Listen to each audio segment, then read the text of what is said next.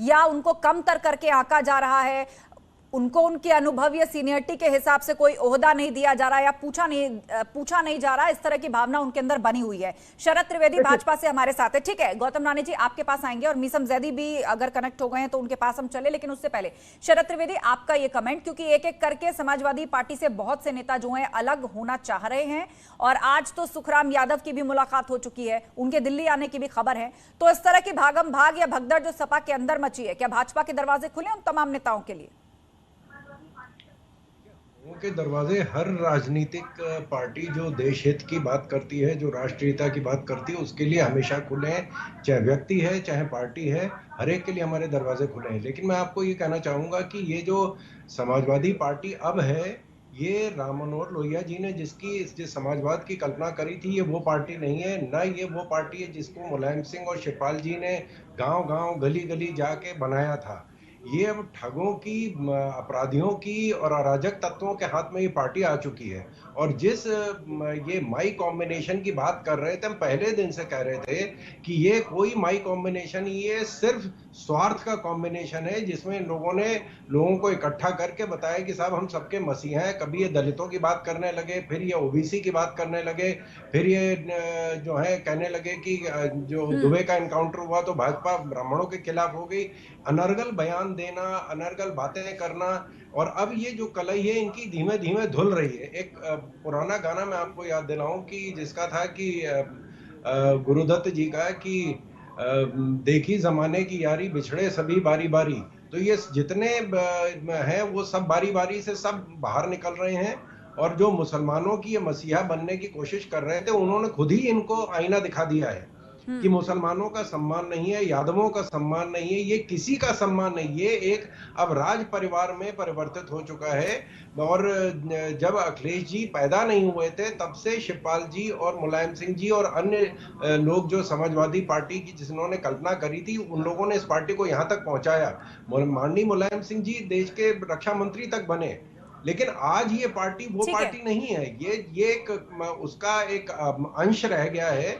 और नतीजा हम लोगों के सामने आ रहा है कि सारे लोग एक एक करके बाहर आ रहे हैं, इनकी कलई धुल रही है और इनकी सच्चाई जग सामने उजागर हो रही है। हमारे दरवाजे हमेशा खुले थे, पहले भी हैं और आज भी। ठीक है, तो भाजपा ने स्पष्ट कर दिया है कि दरवाजे हमेशा खुले थे काबिल नेताओं के लिए, जो देश सेवा करना चाहते हैं, जिनकी उनकी कम्युनिटी पर पकड़ है। तो राजनीति का तकाजा यही कहता है कि यदि वो पार्टी बदलना चाहते हैं, देश सेवा की भावना से आना चाहते हैं, तो भाजपा के दरवाजे खुले हैं। लेकिन मीसम जैदी, समाजवादी पार्टी का कोर वोट बैंक मुस्लिम और यादव, आज उन्हीं से जुड़े हुए नेता किनारा कश हो रहे हैं। तो क्या लग रहा है, क्या आपका अपना कोर वोट बैंक भी जो है वो आपसे छिटक रहा है?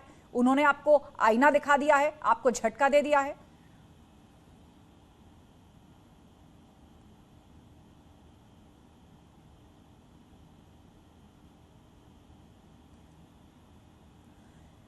तो लगता है मीसम जी का फिलहाल ऑडियो हम तक पहुंच नहीं पा रहा है। कासिम राइन हमारे साथ जुड़ गए हैं, समाजवादी पार्टी के वो नेता जिन्होंने हाल ही में नाराजगी प्रकट करते हुए अपना इस्तीफा दे दिया था। कासिम राइन जी, सवाल मेरा मीसम जैदी जी से था, लेकिन फिलहाल वो कनेक्ट नहीं हो पा रहे हैं। तो यही सवाल आपसे कि सपा का कोर वोट बैंक हुआ करता था मुस्लिम और यादव, एक एक करके जिन नेताओं ने साथ छोड़ा वो सभी या तो मुस्लिम समाज के लीडर थे, और आज सुखराम यादव वो भी यादव समाज से आते हैं। तो इस कोर वोट बैंक में क्या सेंध लग गई है? इस वोट बैंक से जुड़े हुए जो मुख्य चेहरे हैं, उन्होंने सपा को झटका आखिर क्यों दिया? क्या वजह रही? इसको इससे भी जोड़कर देखा जा सकता है, क्या हार के बाद संघर्ष उनके बस का नहीं रहा, इसलिए वो पार्टी का साथ छोड़ना चाहते हैं, या फिर अंदर खाने क्या मसले हैं?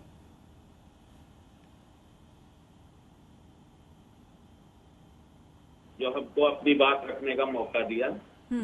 मैडम, मेरा ये कहना है कि पार्टी के जो मुखिया हैं, उन्होंने अनदेखी की, चाहे वो मुस्लिम समाज का लीडर रहा हो, चाहे यादव समाज का लीडर रहा हो जो आज छोड़ के जा रहा है, उसके साथ जो है भेदभाव हुआ है, अनदेखी हुई है।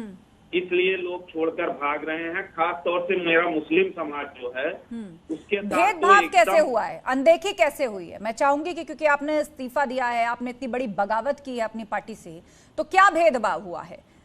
कहाँ पूछ नहीं हुई आप लोगों की, या कहाँ सम्मान नहीं दिया गया आप सबको? हमारे सबसे बेहतरीन लीडर आजम खान साहब आज 2 से 3 सालों से जेल में पड़े हुए हैं। इनके पास इतनी फुर्सत नहीं है हमारे राष्ट्रीय अध्यक्ष जी को कि ये जाके उनको देख कर आए, उनकी बात करें या रोड पे उनके लिए उतरे सड़कों पर। न कार्यकर्ताओं को कोई सूचना देते हैं कि आप लोग रोड पे आइए, न खुद कहीं मिलने जाते हैं उनसे।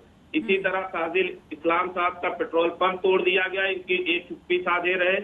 नाहिद हसन साहब जेल में पड़े हुए हैं, ये चुप्पी साधे हैं, किसी मुद्दे पर ये बोलते ही नहीं, एकदम साइलेंट रहते हैं। इनका मुसलमानों के साथ, अब देख लीजिए चुनाव में किसी मुस्लिम को इन्होंने स्टार प्रचारक नहीं बनाया।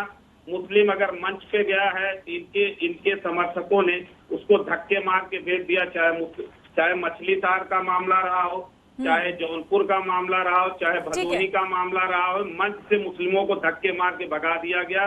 मंच पे कोई सम्मान नहीं दिया गया, ना चुनावी दौर में कोई सम्मान तो मिला। इस तरह के घटनाओं की फेहरिस्त आपके पास है कि चुनावी मौसम में